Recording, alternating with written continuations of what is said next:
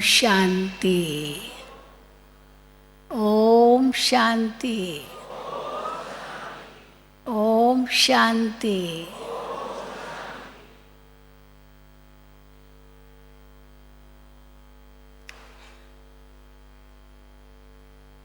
बाबा कहते हैं हम बच्चे बाबा के बहुत लाडले प्यारे बच्चे हैं, सिकी लदे बच्चे हैं।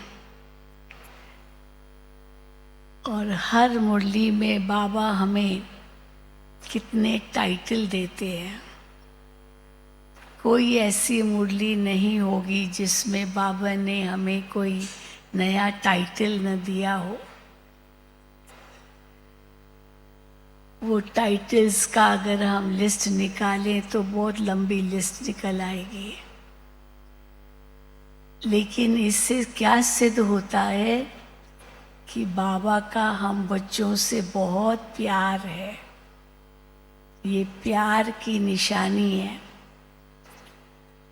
परमात्म प्यार क्या होता है?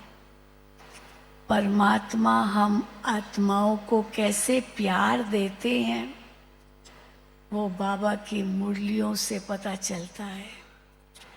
अगर कहें कि हर मुरली एक भगवान का प्रेम पत्र है तो ये कोई अतिशयोक्ति नहीं होगी।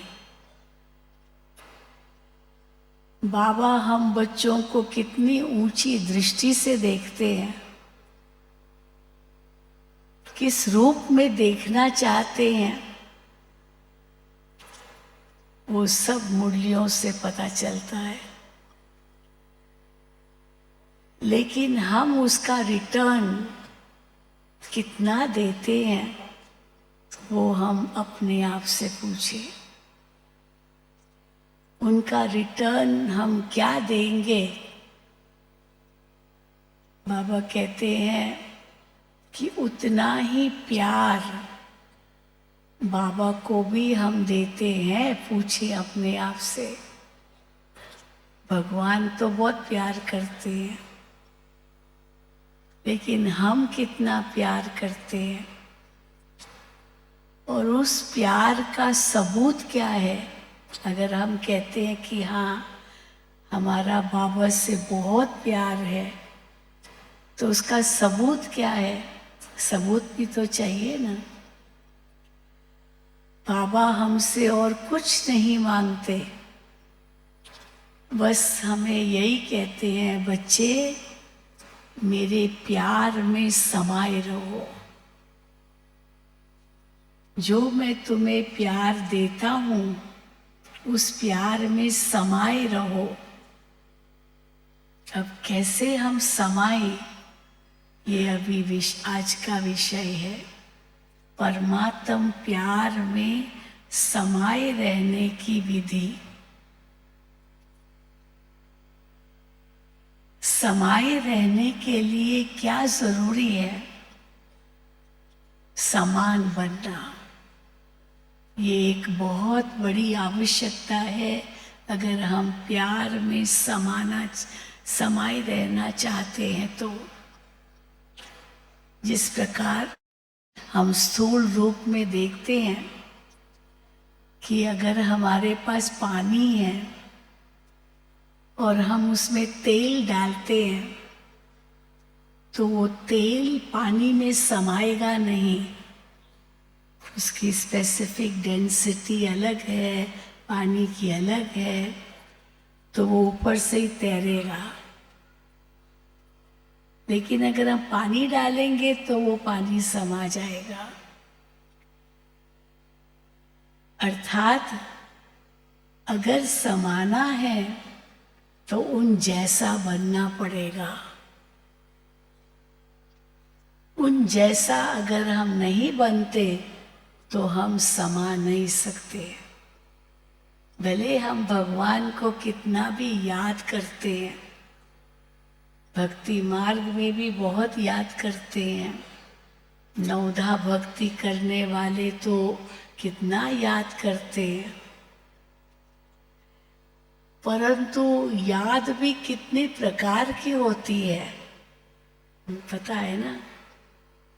जब हम याद कहते हैं तो कितने प्रकार की याद होती है। एक याद होती है जो स्वार्थ की होती है। किसी व्यक्ति को हम याद करते हैं, क्यों उसको याद करते हैं? क्योंकि उससे कुछ मिलेगा, कुछ प्राप्ति होगी, है ना? कई बार ऐसे होता है, हम किसी व्यक्ति को याद कर रहे हैं और अचानक वो व्यक्ति पहुंच जाता है। जब पहुंच जाता है तो हमारे मुख से अनायास निकलता है, अरे कितना आपको मैं याद कर रहा था, मैं आपको कितना याद कर रहा था। तो जब ये वाक्य सुनता है वो व्यक्ति, तो उसका रिएक्शन क्या होता है? अच्छा, मुझे याद कर रहे थे, क्यों याद कर रहे थे, क्या काम था? माना अगर कोई काम है तो हम याद करते हैं, ऐसे क्यों याद करेंगे? कितनों को याद करेंगे? जरूर उनको याद करेंगे जिनसे हमारा काम है। अब उस याद को कौन सी याद कहेंगे? स्वार्थ की याद। क्योंकि हमको उनसे कुछ चाहिए तो अब कहेंगे उस व्यक्ति से ही हमें वो चीज़ मिल सकेगी, इसीलिए हम उसको याद करते हैं। तो वो याद तो स्वार्थ की याद होती है ना। तो स्वार्थ की याद जहाँ होगी वहाँ हम करते हैं। भगवान को भी स्वार्थ से कितना याद करते हैं। एक स्टूडेंट होगा, उसको एग्जाम देना होगा तो ज़रूर मंदिर में जाएगा और कहेगा भगवान मुझे पास कर देना। ये स्वार्थ की याद हुई, नहीं तो मंदिर कभी नहीं जाएगा। लेकिन एग्जामिनेशन, परीक्षा का दिन है और परीक्षा हॉल में जाना है, एक परीक्षा देनी है, तो पहले मंदिर में जाएगा, भगवान मुझे पास कर देना। तो कोई भी चीज का स्वार्थ होता है तो हम भगवान को याद करते हैं, है ना? कुछ भी चीज चाहिए, हम समझते हैं भगवान से मांगेंगे तो भगवान हमें देगा। तो एक है स्वार्थ की याद, जिसको हम कहते हैं हम याद करते हैं। दूसरी है याद आती है, आती है याद, रह रह करके कईयों की याद आ जाती है अपने आप। हम कोई करते नहीं है, करने में तो थोड़ी मेहनत लगती है, आने में मेहनत नहीं है, अपने आप याद आती है। तो अपने आप याद आती है, भाई क्यों याद आती है? क्योंकि उससे स्नेह है। किसी व्यक्ति से स्नेह होता है, प्यार होता है, तो उस व्यक्ति की याद आती है। लेकिन एक तीसरी प्रकार की भी याद है, और वो याद है जो याद सताती है। सताती कब है? जब हम उसको भूलना चाहते हैं लेकिन भूल नहीं पाते हैं, उसकी याद सताती रहेगी। लौकिक में कोई संबंधी होगा जो बहुत प्रिय था, बहुत नजदीकी संबंध था, जब उसने शरीर छोड़ा तो हम उसको भूल ही नहीं सकते, याद सताती रहेगी। उसकी चीजों को देखेंगे तो उसकी याद सताएगी, उनकी बातों को याद करेंगे तो याद सताएगी, तो भूल ही नहीं पाते हैं। तो हम कहते हैं ये याद सताने वाली जो होती है ना, वो कई संबंध है इसीलिए याद आती है, नहीं तो क्यों सताएगी याद? कोई ऐसा संबंध है, बेटा है, पति है, पत्नी है, हाँ, कोई बहुत नजदीक, और वो संसार से चला गया, तो उसकी याद सताती है, भूलने पर भी नहीं भूलती। लेकिन बाबा की याद कैसे होनी चाहिए? केवल याद हम करते हैं, ये तो स्वार्थ की याद हो गई। कई बच्चे भी बाबा को स्वार्थवश याद करते हैं, बाबा मेरा ये काम कर देना, हाँ बाबा ये काम कर देना। फिर उस स्वार्थ में एक सौदा भी करना चाहते हैं। भक्ति मार्ग में जब स्वार्थ की याद होती है तो उसमें सौदा भी करते हैं। भगवान तुम मेरा ये काम कर दोगे ना, तो मैं इतना प्रसाद चढ़ाऊंगा। बाबा के बच्चे भी ऐसे करते हैं। हाँ मुझे बाबा को भोग लगाना है। क्यों? हाँ क्योंकि मेरा ये काम रुक गया है, तो बाबा को भोग लगाऊंगा, भोग लगाऊंगी तो मेरा काम हो जाएगा। तो ये भी तो स्वार्थ की याद है। काम हो जाएगा इसीलिए बाबा को भोग लगाते हैं। और कोई फिर ऐसे ही भोग लगाते हैं, हाँ बाबा से प्यार है तो बाबा को भोग के लिए देते हैं कि बाबा को भोग लगाना है।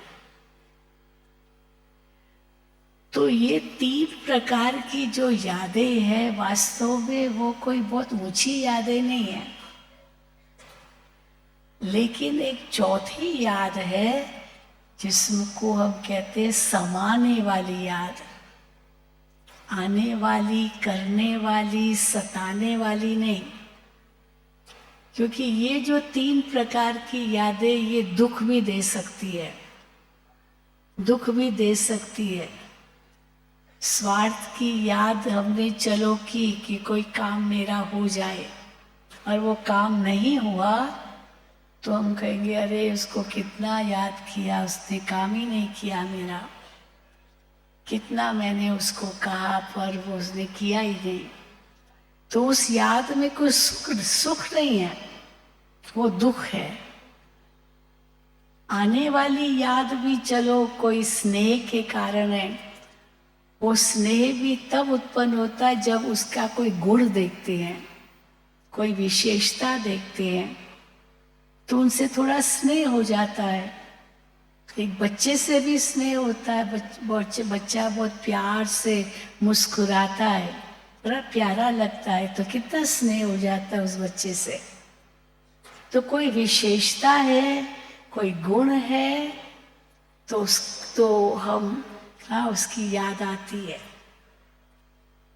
लेकिन आज एक विशेषता देखी तो चलो स्नेह हुआ, कल उसमें एक अवगुण देख लिया तो फिर क्या होता है, घृणा भी आ सकती है। अरे ये व्यक्ति तो ऐसा है, बातें तो बहुत अच्छी अच्छी करता है लेकिन उसका व्यवहार अच्छा नहीं है। और जैसे ये सोचा तो उससे वो जो स्नेह की याद है वो खत्म हो जाएगी। और सताने वाली याद तो है ही दुखदाई, संबंध वाली याद तो है ही दुखदाई, क्योंकि हम भूलना चाहते हैं पर वो इतना मन को खींचती है जो हम नहीं भूल पाते हैं। तो बाबा ने कहा ये तीनों ही प्रकार की यादें अंत में दुखी देगी, लेकिन समाने वाली याद ये कितनी ऊंची याद है। किसी ने एक बात बहुत सुंदर कही कि देखो किसके पास एक छोटा सा लोटा हो, अब वो लोटे में थोड़े छेद हैं और उस लोटे को आप पानी में डालो और पानी भरो तो क्या होगा, वो छेद से पानी निकल जाएगा, वो लोटा कभी भी भरेगा नहीं, कभी नहीं भरेगा क्योंकि छेद से निकल जाएगा। तो अगर वो लोटा सदा भरा रहे तो उसकी विधि क्या है, उसकी विधि क्या है, उसकी विधि है उस लोटे को पानी में डाल देना, वो समा जाए। उसी में ही पड़ा रहे। अब उसी में ही पड़ा रहेगा तो पानी कैसे निकलेगा? भले छेद है तो भी पानी निकलेगा नहीं, क्योंकि उसी में ही पड़ा है। बाल्टी में ही पड़ा है तो उसी उस भरा ही रहेगा। तो इसीलिए बाबा कहते हैं समाने वाली याद। समाने वाली याद में कोई स्वार्थ नहीं होता है। समाने वाली याद में कुछ भी मांगना नहीं होता है। समाने वाली याद में कोई सौदा नहीं करते हैं। समाने वाली याद कोई मन को दुख नहीं देती है, क्योंकि जिसमें समाते हैं उसका गुण अपने आप मिल जाता है, क्योंकि समा गए उसमें। लेकिन उसके लिए समान बनना पड़ेगा। जब तक समान नहीं बने हैं तब तक समा नहीं सकते हैं। इसीलिए बाबा हम बच्चों को बार बार अभी यही चेतावनी देते हैं, बच्चे घर चलना है, घर चलना है। तो आप कैसे घर चलोगे? क्योंकि सजनी बनकर चलेंगे तो साथ साथ चलेंगे, बाराती बनकर चलेंगे तो पीछे पीछे से आएंगे। तो सजनी बनकर के साथ में चलना है या बाराती बनकर के पीछे पीछे आना है? तो बच्चे क्या जवाब देते? बाबा साथी बन के चलना है, सजनी बन के चलना है। तो सजनी बनने के लिए तो फिर साजन जैसा बनना पड़ेगा। होता है ना, कई बार पति इतना लंबा और पत्नी इतनी टिंगनी, ऐसे होता है ना, तो वो जोड़ा अच्छा नहीं लगता है।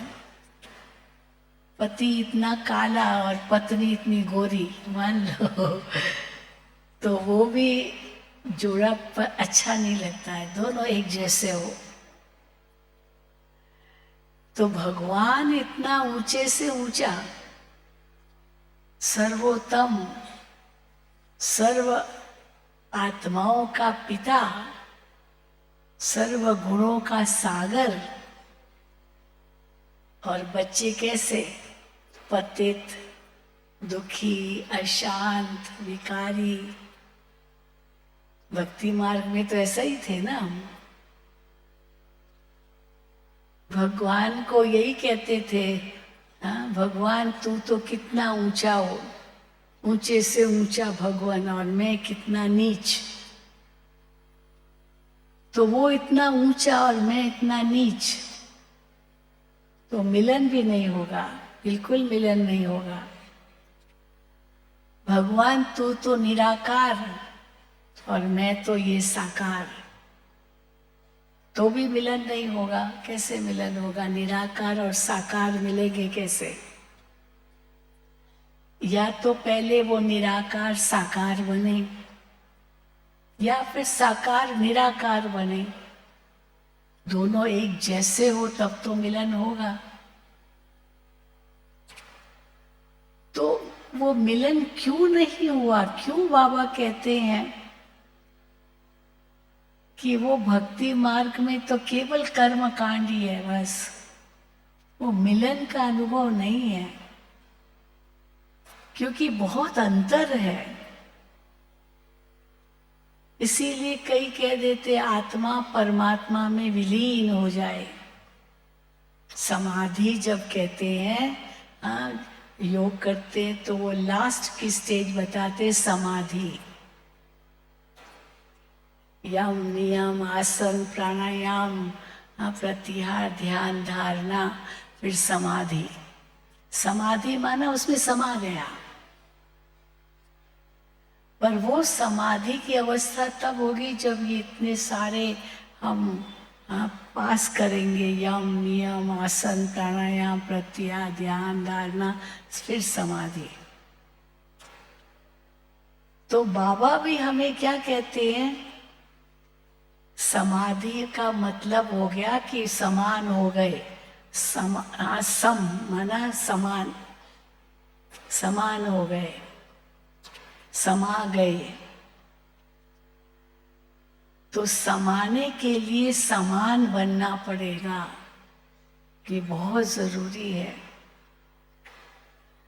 इसीलिए बाबा कहते हैं कि कुछ भी मांगो मत, बाबा इतना भरपूर कर देता है। बिन मांगे मोती मिले, मांगे मिले न भीख। कई कहते हैं हम कोई भी चीज तो भगवान से मांगते नहीं हैं, लेकिन गुण तो मांगते हैं ना। भगवान मुझे शांति दो, शक्ति दो, दया करो, कृपा करो, रहम करो। हाँ, ये कोई चीज नहीं है, लेकिन ये गुण है। तो बाबा कहते हैं ये गुण भी नहीं मांगो। देने वाला जब भी देता छप्पड़ फाड़ के देता है। सूरज से तो मांगते थोड़ी हो, हे सूरज मुझे अपनी रोशनी दो, वो तो दे रहा है। सूरज का तो काम ही ये है, रोशनी देना। सागर के किनारे जाते हैं, सागर को ये थोड़ी कहते हैं हे सागर मुझे अपनी शीतल हवा दो, वो तो दे रहा है। मांगना नहीं पड़ता है, वो तो दे रहा है। परंतु हमको क्या करना पड़ता है, हमको उनके पास जाना पड़ता है। तो जब कलयुग के अंत में भगवान इस सृष्टि पर आते हैं और देखते हैं बच्चे मेरे ऐसे पतित बन गए हैं, तो भगवान को साकार माध्यम लेना पड़ता है, क्योंकि बच्चे तो साकार में हैं। इसीलिए बाबा कई बार कहते प्रेरणा से नहीं होगा, मुझे आपके समान बनना पड़ेगा, और मुझे अपना शरीर तो है नहीं, इसीलिए शरीर को लोन पर लेना पड़ेगा। इसलिए मैं ब्रह्मा तन का आधार लेकर हम बच्चों को समझाते हैं। और क्या समझाते हैं, जो भी समझाते हैं वो मेरे जैसा बनने के लिए समझाते हैं। परंतु पहले हम मेरे जैसा बनते हैं, हाँ हमारे जैसा बनते हैं, साकार में आते हैं। और फिर साकार में हमें क्या कहते हैं, अब बच्चे मेरे जैसा बनो, मेरे पास आना है तुम्हें, तो मेरे पास आना है तो मेरे जैसा बनो। अब बच्चे तो पूरे देह अभिमान में हैं, 63 जन्म का देह अभिमान है, या कहेंगे 84 जन्मों से तो हम शरीर में ही रहे हैं, तो कितना देह अभिमान हो गया है। तो इसीलिए बाबा को उसके पहला कदम क्या बताना पड़ता है, बच्चे देही अभिमानी बनो, देही अभिमानी बनो। हर मुरली में बाबा जरूर कहते हैं बच्चे देही अभिमानी बनो, आत्मा अभिमानी बनो, और मुझे याद करो। क्योंकि जब तक आत्मा अभिमानी नहीं बनी है तब तक परमात्मा की याद रह ही नहीं सकती है। देह अभिमान में परमात्मा की याद नहीं रह सकती है। इसलिए जैसा मैं हूं वैसे पहले अपने को आत्मा समझो, देही अभिमानी बनो। ये पहला कदम है, ऐसे ही नहीं समाएंगे। फिर दूसरा कदम बाबा क्या कहते हैं, बच्चे विदेही बनो, विदेही बनो। विदेही बनो का मतलब क्या है, देही अभिमानी और विदेही में क्या अंतर है।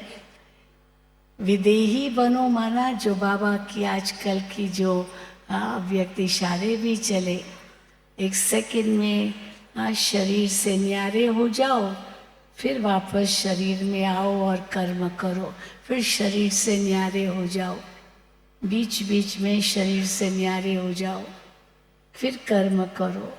फिर शरीर से न्यारे हो जाओ।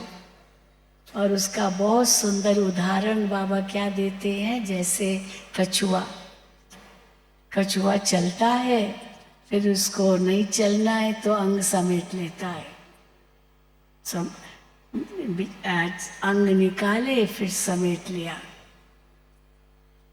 तो ये प्रैक्टिस भी बच्चों को होनी चाहिए। आत्माभिमानी की स्थिति माना हर कर्म आत्मा की स्थिति में करना। मैं आत्मा इस शरीर के द्वारा करा रही हूँ, आत्मा शरीर के द्वारा हर कर्म मैं करा रही हूँ, देख रही हूँ, सुन रही हूँ, बोल रही हूँ। मैं आत्मा करावनहार, ये इंद्रियां करनहार, इनसे मैं मालिक बन के करा रही हूँ। आत्मा अभिमानी स्थिति है। लेकिन फिर इससे आगे जाते हैं तो आत्मा अभिमानी स्थिति को कायम रखने के लिए कर्म में आए, फिर कर्म से न्यारे हो गए, कर्म में आए, फिर कर्म से न्यारे हो गए। ये एक्सरसाइज बाबा सिखाते हैं। वो है विदेही अवस्था। देखते हुए नहीं देखना, सुनते हुए नहीं सुनना, विदेही स्थिति। जिस विदेही स्थिति भी कह सकते हैं, जैसे राजा जनक की बताते हैं। वो महलों में रहता था, लेकिन महलों का मोह नहीं था। वो मोह तब हटेगा जब देही अभिमानी होकर फिर कर्म में आए और फिर कर्म से न्यारे हुए, ये अभ्यास होगा। तब हम निर्मोही बन सकेंगे, नष्टो मोहा बन सकेंगे। क्योंकि ये सब है और मेरा कुछ भी नहीं है और नहीं है। ये है विदेही अवस्था। तो कर भी रहे हैं, फिर एक सेकंड में न्यारे भी हो गए, मेरा कुछ नहीं। फिर इनसे और आगे स्थिति बाबा बताते, अशरीरी बन जाओ, अशरीरी बन जाओ। ये शरीर है ही नहीं, हड्डी मांस का भी शरीर नहीं है। इतने हल्के बन जाओ। हम मैं बस बिंदु आत्मा, यहाँ भ्रकुटी में विराजमान चमकता हुआ सितारा, इस शरीर के बाण से भी परे, अशरीरी, बस एक बिंदु अपने आप को समझो। और बिंदु समझकर बिंदु को याद करो। ये अशरीरी अवस्था में ही हो सकता है। तो इसलिए ये प्रैक्टिस हमारी लगातार चलती रहे, तब ये अशरीरी अवस्था आएगी। एक सेकंड में नहीं आएगी। उसके लिए पहले विदेही बनना पड़ेगा। विदेही बनने से पहले देही अभिमानी बनना पड़ेगा। इसलिए पहला अभ्यास है देही अभिमानी बनो। देखो, सुनो, बोलो, सब करो, लेकिन मैं आत्मा कर रही हूं इन इंद्रियों के द्वारा। फिर दूसरी अवस्था हो गई कि अंदर जाओ, फिर कर्म में आओ, फिर भीतर जाओ, फिर कर्म में आओ। और अशरीरी अवस्था हो गई एकदम बिंदु, और बिंदु में और कुछ नहीं, साकार की याद से परे। और वही बिंदु स्थिति शिव बाबा में लीन कर सकेगी, क्योंकि समान बन गए। तो जहाँ समान बने वहाँ समाधि हो गई। और इसी स्थिति को भक्तों ने कह दिया, आत्मा परमात्मा में विलीन हो जाती है। और बाबा कहते ये विलीन अवस्था ये कोई स्थूल रूप नहीं है।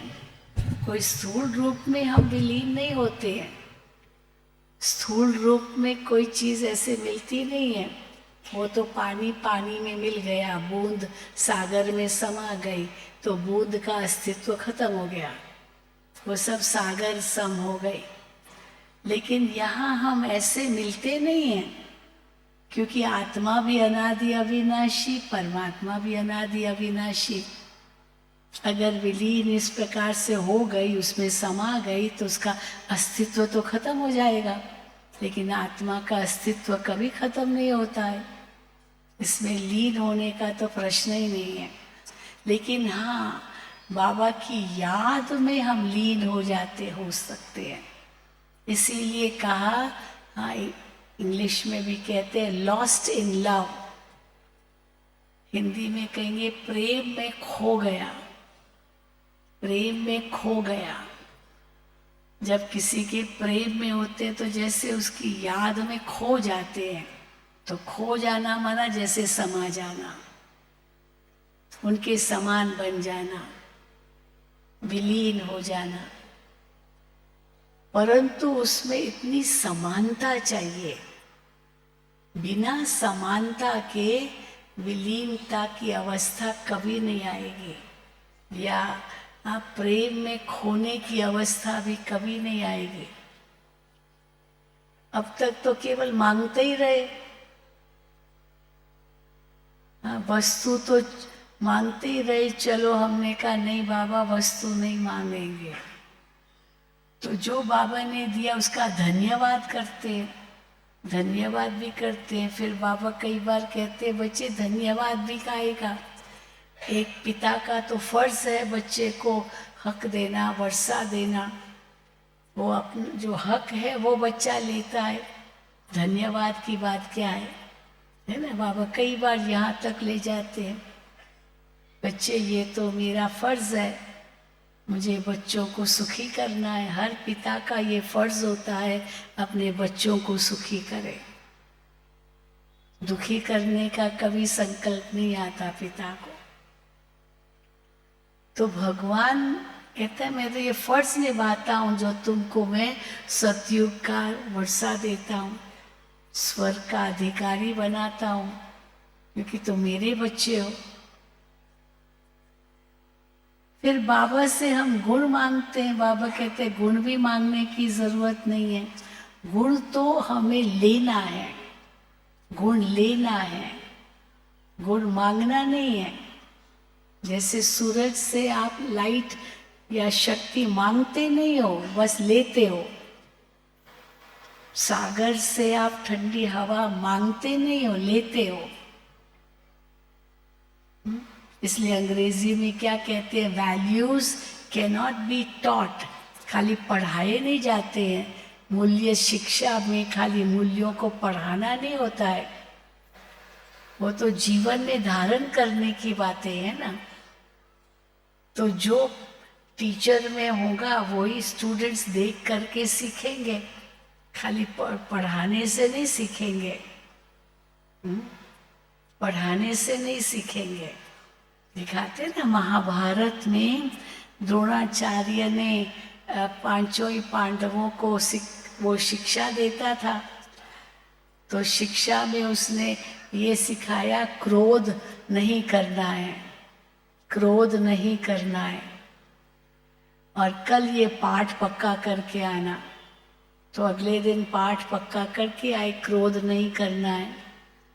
तो चार ने तो पाठ पक्का करके कह दिया क्रोध नहीं करना है, पर युधिष्ठिर ने कहा कि मैंने भी पाठ पक्का नहीं किया है, पाठ पक्का नहीं किया। रोज यही कहे, मैंने अभी तक पाठ पक्का नहीं किया है।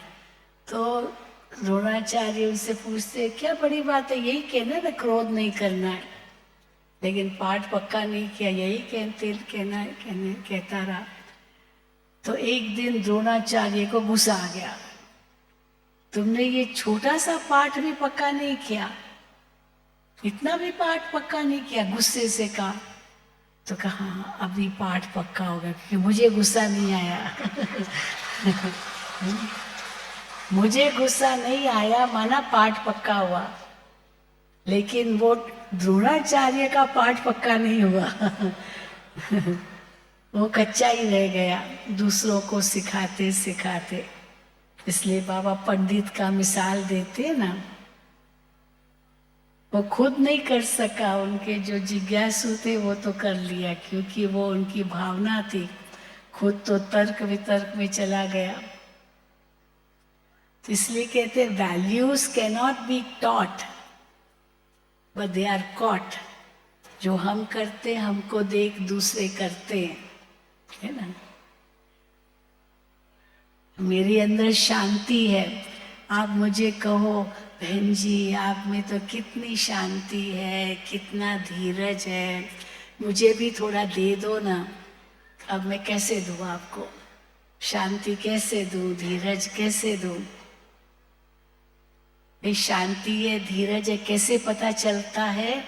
धीरे से बोलते हैं, प्रेम से बोलते हैं, मुस्कुराकर बोलते हैं। तो ये धीरज भी है और शांति भी है। अब आपको ये धीरज और शांति मेरे से लेनी है तो मैं चीज थोड़ी है जो मैं आपको दूंगी।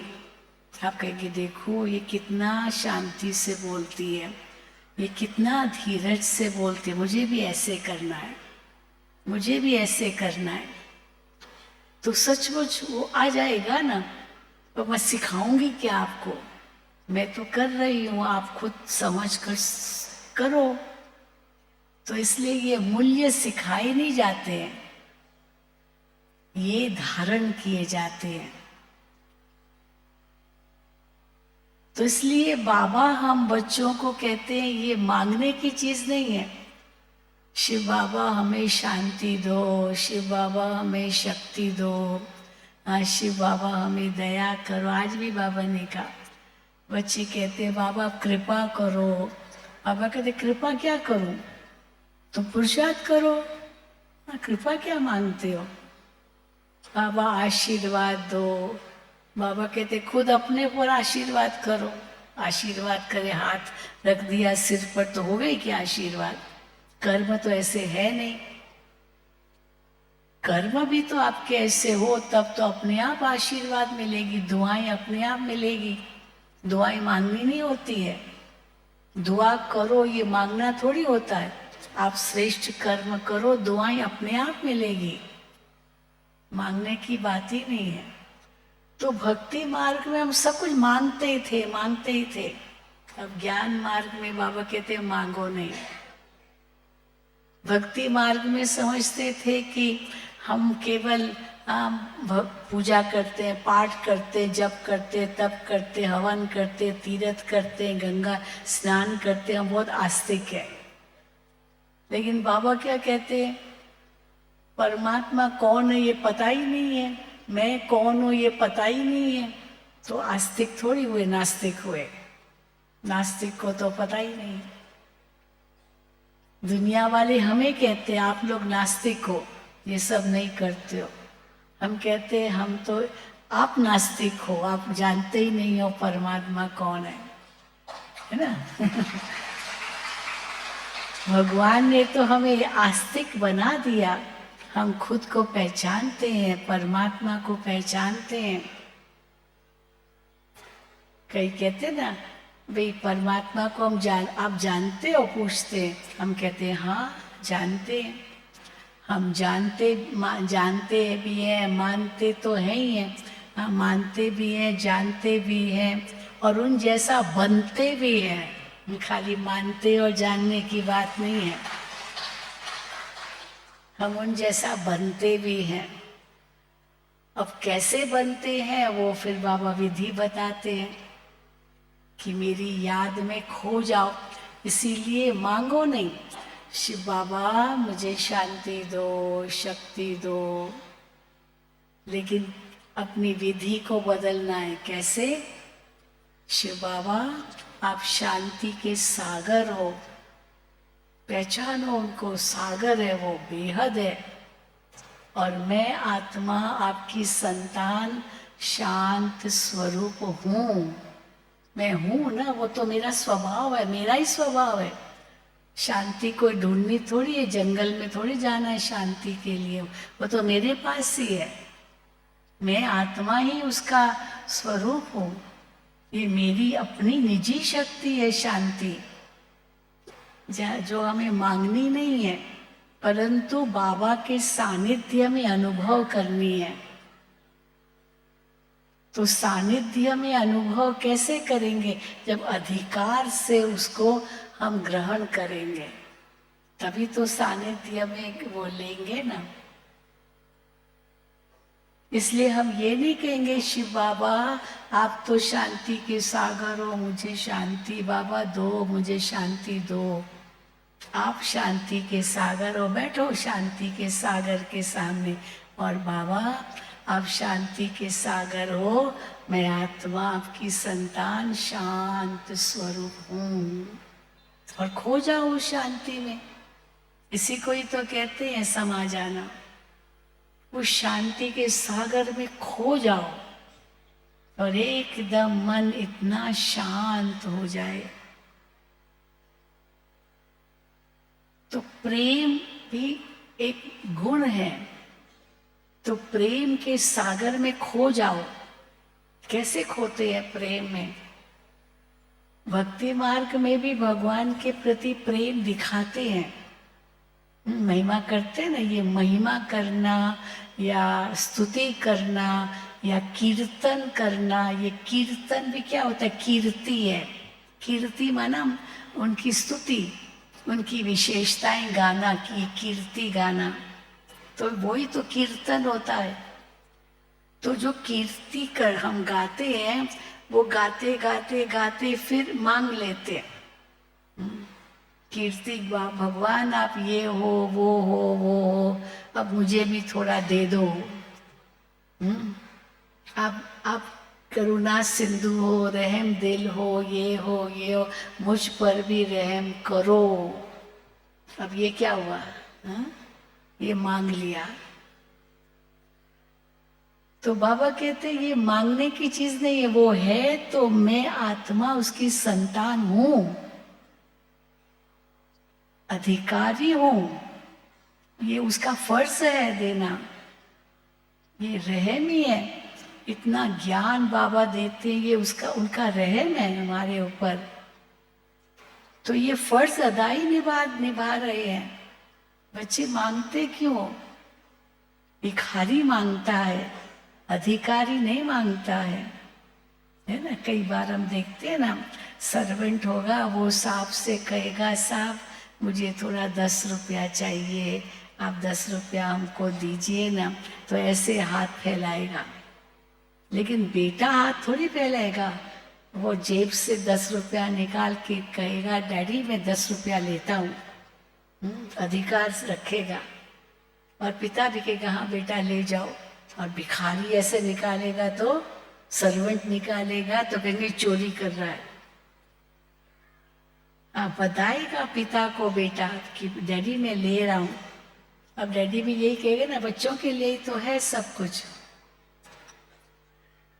तो हम आज तक भिखारी की तरह थे, इसीलिए भिखारी की तरह भीख मांगते मांगते मांगते जो था उससे भी वंचित हो गए, क्योंकि दूर चले गए, देह अभिमान में आ गए। अब बाबा कहते हैं मेरे नजदीक आने के लिए मेरे जैसा बनना है। ब्रह्मा बाबा ने क्या किया? यही तो किया। ब्रह्मा बाबा ने एक बीज डाला, शिव बाबा ने इनको कहा कि ये सब जो कुछ तुम्हारा है ये सब माताओं के नाम पर विल कर दो, बस। तो 8 बहनों के नाम पर सब कुछ विल कर दिया। अब बाबा हम बच्चों को ऐसे नहीं कहते, हम बच्चों को बाबा कहते नहीं, घर गृहस्थ में भी रहना है, बच्चों को भी संभालना है। ब्रह्मा बाबा की बात तो अलग ही थी, क्योंकि भगवान को उनसे ये कार्य शुरू कराना था। तो पहला बीज तो उनका पड़ा, और फिर हम सब बच्चे सहयोगी बन गए।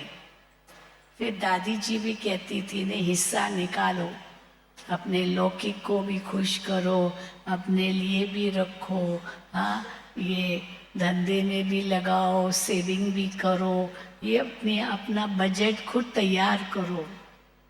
ऐसे भी नहीं कि सब दे के जेब खाली कर लो, ये भी नहीं, अपने लिए भी रखना होता है। समझदारी तो उसमें भी है। लेकिन बाबा का भी हिस्सा है, ये नहीं भूलो, क्योंकि बाबा ने इतना दिया है हमें। तो इसीलिए बाबा हम बच्चों को ये सिखाते हैं। तो ब्रह्मा बाबा की बात अलग थी, लेकिन बाबा फिर क्या कहते हैं, बच्चे ट्रस्टी होके रहो, ट्रस्टी होके रहो। जो आपका भी है उसके भी ट्रस्टी बनो, ये भी बाबा का ही समझ कर चलो। और जो भी तुम्हारा बोझ है सब मुझे दे दो, हल्के हो जाओ, क्योंकि बाबा के बने बाबा जिम्मेदार है। बोझ उठाओ मत, बस मुझे याद करो। कई भक्तों की कहानियां सुनाते हैं, वो भक्त इतने उसमें विलीन थे, पत्नी कहे कि खाने को नहीं है, कौन कहाँ से पैसा आएगा, और वो भक्त तो और अपने ही पूजा में ही विलीन है। और अचानक कोई ना कोई आ जाते थे, उनको दे देते थे, तो भूखे तो नहीं रहे ना। भगवान किसी न किसी द्वारा दिलाता ही है, जरूर दिलाता है। इसीलिए अगर सचमुच वो बाबा से प्यार है तो बाबा किसी न किसी के द्वारा जरूर दिलाता है। ये हो ही नहीं सकता कि ना हो। उनको ज्यादा चिंता है हमारे से भी, क्योंकि हम उनके हो गए। लेकिन सब छोड़ छाड़ करके बैठना नहीं है। हिम्मते बच्चे मददे बाप, हिम्मत भी बाबा आप ही दो, ऐसे तो नहीं कहेंगे ना, मदद तो करो ही, लेकिन मदद के लिए बंधा हुआ है, पर पहले हिम्मत हमारी है। तो समाने की विधि क्या है? बाबा की इतनी स्तुति गाते हैं, गाते गाते गाते उस स्तुति में खो जाओ, खो जाओ, वो प्रेम में खो जाओ। जिससे प्रेम होता है उसमें खो जाते हैं। तो इसीलिए बाबा हम बच्चों को कैसे प्रेम में खोना सिखाते हैं। पहले बाबा कहते हैं जो मैं ज्ञान देता हूं उसका मनन करो, क्योंकि अब तक जो मन में बातें थी वो भूसा भरा हुआ था, दुनियावी बातें भरी हुई थी। अब ज्ञान को भरो इस मन के अंदर। पहले मनन करो, बाबा की जो मूल्य है उसका मनन करो। फिर मनन के बाद चिंतन करो, चिंतन करो, उसकी गहराई में जाओ। फिर चिंतन के बाद मंथन करो। तो मंथन करने से मक्खन निकलेगा, कई नई नई बातें निकलेगी। जैसे दही का मंथन करते तो मक्खन निकलता है, दिखाई नहीं देता है उस समय, लेकिन मक्खन निकलता है क्योंकि मंथन किया। तो मंथन करने से नई नई बातें निकलेगी, तो इतनी खुशी होगी, वो शक्ति देगी। और मंथन करके जैसे मन को इतना स्वच्छ कर दिया, तो जब स्वच्छ मन हो गया और दे की दुनिया की बातें सब भूल गई, फिर बाबा के प्यार में खो जाओ, बिल्कुल अशरीरी बन करके बाप समान में आत्मा बन गई। प्रेम के सागर में खो जाओ, भगवान का प्रेम पे अनुभव करो। वो सत्यम शिवम सुंदरम, सत्य का अनुभव करो। भगवान सत्य है, वो दाता है, शिवम है, कल्याणकारी है, सर्व गुणों का सागर इतना सुंदर है, वो आकर्षित करेगा आत्मा को। ये तीन चीजें आकर्षित करती है हर एक को। सत्यम शिवम सुंदरम जब कहते हैं ना, तो सत्य भी आकर्षित करता है, हाँ, जिससे प्राप्ति होती है उस वो भी आकर्षित करता है, और सुंदर चीज तो आकर्षित करती है। हाँ, कोई झूठा व्यक्ति होगा वो थोड़ी आकर्षित करता है। जो व्यक्ति सच्चा होता है वो व्यक्ति आकर्षित करता है। झूठे से तो हम दूर भागते हैं, ये तो झूठा है, छोड़ो इसको, ये तो जो बोलता है ना ये झूठ ही है इसका। कभी उसके प्रति प्यार भी नहीं पैदा होगा झूठे व्यक्ति के प्रति। तो सत्य से प्यार है। अभी भी हम देखते हैं ना, खाने के जो पदार्थ होते हैं रेडीमेड बहुत कुछ लेते हैं, होटलों में खाते हैं, क्या क्या लेते हैं। सब दुनिया में क्या क्या चल रहा है, लेकिन उसमें कितनी मिलावट है। और देखते हैं कि उससे और ही तबीयत बिगड़ती है। अपने घर में जो पकता है, शुद्ध बनता है, वो अगर खाते हैं तो हेल्दी रहते हैं। और चीज़ें पता नहीं क्या क्या खाते हैं दुनिया में, उसमें कितना उसमें केमिकल होता है, कितना उसमें प्रिजर्वेटिव्स होते हैं जो शरीर को नुकसान करते हैं। फिर कितनी दवाइयाँ खानी पड़ती है केवल जीभ की टेस्ट के लिए। उसकी जगह सात्विक भोजन घर में पकाया हुआ खाओ तो अंतर में शांति भी मिलेगी। दुनिया में तो डर भी लगता है, पता नहीं इसमें इस कोई ने दिया और मैंने खा लिया, उसमें जहर भी मिला हो सकता है, होता है। इसीलिए बाबा ने हम बच्चों को कितना सात्विक रखा है। बच्चे ऐसे वैसे किसी का खाओ नहीं, जो भी भोजन करते हो वो बाबा की याद में पकाया हुआ, बाबा को भोग लगाया हुआ, फिर स्वीकार करो। दुनिया में आजकल तो ये भी डर है, किसी का खाया, किसी का ऐसे खा लिया, वो पता नहीं क्या होगा, कैसा होगा। तो इसलिए जो बाबा ने हमें मर्यादाएं सिखाई है, नियम सिखाए हैं, वो सचमुच कितना जीवन के लिए उपयोगी है, हमें हल्का बनाते हैं। तो जब सत्यम भी है फिर शिवम भी है, शिवम माना कल्याणकारी है। तो बाबा तो दाता बन के देता है, देने वाला जब भी देता छप्पड़ फाड़ के देता है। लेकिन बाबा कहते बच्चे तुमको लेने की तरकीब आनी चाहिए, कैसे बाबा से लेना है, मांगे बिना। सब कुछ देता है बाबा, बस आप दिल से उनको मानो और अपना जो ममत्व है उसमें से निकालो। बस बाबा का समझ कर चलो तो देखो कैसे बाबा छप्पड़ फाड़ के देता है, कभी भी कोई कमी नहीं होगी। जिसका साथी है भगवान, उसको क्या रोकेगा आंधी और तूफान। ये विघ्न लगेंगे नहीं। इसलिए बाबा हमको रोज नई नई तरकीबें बताता है, कैसे इन विघ्नों को ये या जो भी तूफान है उसको तोहफा समझो, पेपर टाइगर समझो, ये समझो। बाबा कितना कहते हैं, क्योंकि ये सब खेल है, इसमें फंसो नहीं। तो देखो मन कितना शांत, कितना शुद्ध हो जाएगा। और जैसे ही बाबा की याद में बैठे एकदम अशरीरी हो जाएंगे। और अशरीरी हुए तो देखो सब सहज हो जाता है। हाँ, बाबा की सेवा और कुछ याद नहीं आएगा। यही है हाँ बाबा की याद में खो जाना, यही है हाँ बाबा की याद में समा जाना। तो समा जाना सहज है या मुश्किल है? जो समझते हैं समा जाना बहुत मुश्किल है, हाथ उठाओ। मुश्किल है?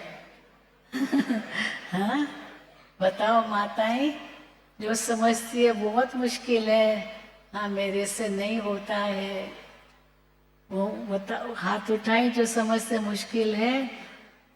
कोई नहीं। हाँ भाई उठाएं हाथ जो समझते मुश्किल है। तो इसका मतलब सबके लिए सहज है, तो हाथ उठाओ सहज है तो। हाँ वेरी गुड, अपने लिए ताली बजाओ, क्यों नहीं ताली बजाओ। बिल्कुल बिल्कुल सहज है। हाँ बस शिव बाबा से इतनी प्रीत हो, क्योंकि वो सत्यम शिवम और सुंदरम भी है। उनसे सुंदर तो कुछ है ही नहीं। उस बिंदु में इतना विशाल अनंत सिंधु है, क्या उनसे सुंदर कोई और चीज होगी? कुछ भी नहीं। इस दुनिया की सब चीजें बेकार है, कहीं आंख भी नहीं डूबनी चाहिए, बिल्कुल आंख नहीं डूबनी चाहिए। भगवान जैसा सुंदर तो और कोई हो ही नहीं सकता है। परंतु हाँ, बिल्कुल बिल्कुल, और वो हमें मिला है तो हमें और क्या चाहिए? कुछ नहीं चाहिए। तो कहीं भी इस संसार में कहीं भी आंख नहीं डूबनी चाहिए। जो सहज मिले वो दूध बराबर। कहते हैं ना, जो किसी के घर में आप जाएंगे तो दूध थोड़ी कोई मांगेगा, आप दूध थोड़ी मांगेंगे किसी से, आप चलो पानी मांग लेंगे। इसीलिए जो सहज मिले वो दूध बराबर, वो अपने आप आपके आगे दूध लाता है। मानो अपने आप दिया, हमने नहीं मांगा। आप तो पानी मांगेंगे, भाई प्यास लगी जरा पानी देंगे। तो जो सहज मिले वो दूध बराबर, जो मांग लिया वो पानी।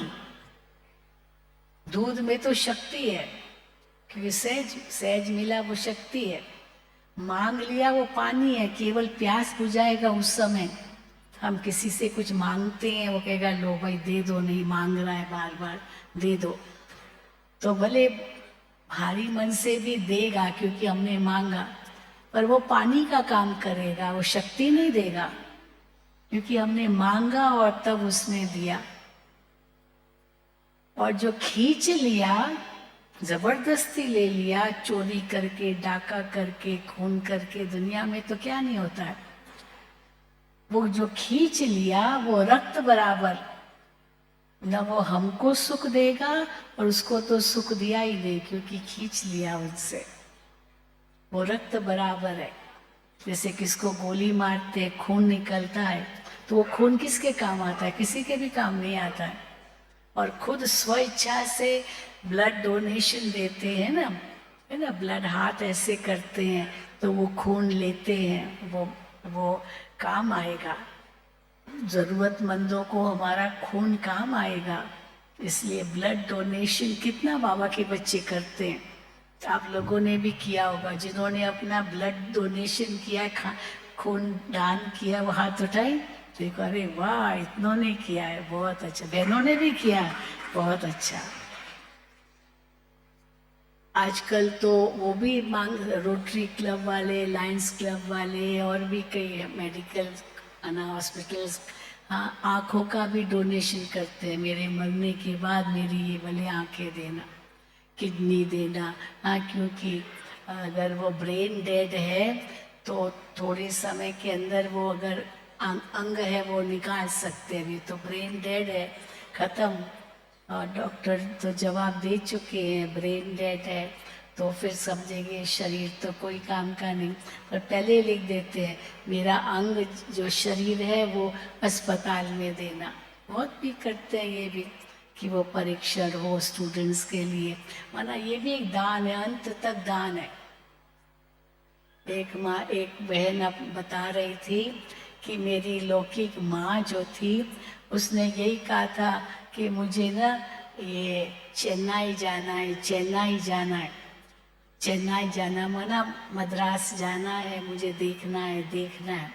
लेकिन वो अपने जीवन काल में नहीं देख सके, नहीं जा सके। परंतु उसने अपना ये आंखें डोनेट करने का लिख दिया था। अब उसने शरीर छोड़ दिया, तो परंतु उसने कहा मेरी आंखें डोनेट करनी है, तो वो आंखें तो डोनेट की। और फिर वो डोनेट करके उनको मिली जो वहीं का था, मतलब उसी स्थान का था, वो उसको देखना था। लेकिन वो अपने शरीर में नहीं देख सकी, लेकिन वो डोनेट किया, तो जिसको ये आंख मिली वो तो देख सका ना। तो देखो तो ये भी जैसे उसकी इच्छा पूरी हुई, क्योंकि उन्हीं आँखों से उसने देखा वो जहाँ वो जाना चाहती थी। यानी कहने का भाव है कि ड्रामा अनुसार जो कुछ होता है उसमें कल्याण है। उसमें कुछ न कुछ प्राप्ति जरूर है, अरे हर चीज में। इसलिए कभी न दुखी होना है, न शांत होना है, और देने की भावना अगर है तो उसका 1000 गुना मिलता है। इसीलिए बाबा ने यही सिखाया, हमारा हाथ कैसा हो, हाँ, दुआएं देने वाली तो और ही छप्पड़ फाड़ के मिलता है। अगर कंजूस है अपने पास ही, तो कुछ भी नहीं मिलता है। हम तो बहनों को भी कहते हैं, बाबा भी कहते, बड़ा दिल रखो। सेंटरों पर भी जाते, बड़ा दिल रखो। तो देखो, बड़ा दिल रखने से बाबा कैसे अपने आप भेजता है। अब छोटा छोटा दिल होगा तो वो सेवा भी इतनी छोटी छोटी होगी। बड़ा दिल रखो तो बड़ी सेवा होगी। तो ये सेवा के लिए भी दिल बड़ा चाहिए, केवल दिमाग बड़ा नहीं। बाबा कहते और ही प्लान बनाओ, लेकिन प्लेन बुद्धि होके बनाओ। मैं मेरा इन सब से परे, तब बाबा की सेवा में भी सफलता मिलेगी, योग में भी सफलता मिलेगी, हमारी धारणा में भी सफलता मिलेगी, और ज्ञान का मनन चिंतन होता रहेगा तो खुशी की खुराक सदा खाते रहेंगे। अच्छा, ओम शांति, ओम शांति, ओम शांति।